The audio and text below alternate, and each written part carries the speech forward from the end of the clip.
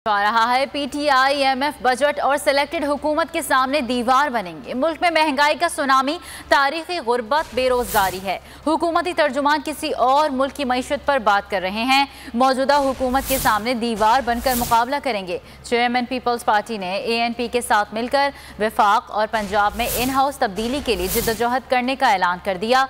PDM पर भी तनकीद के निश्तर बरसा दिए।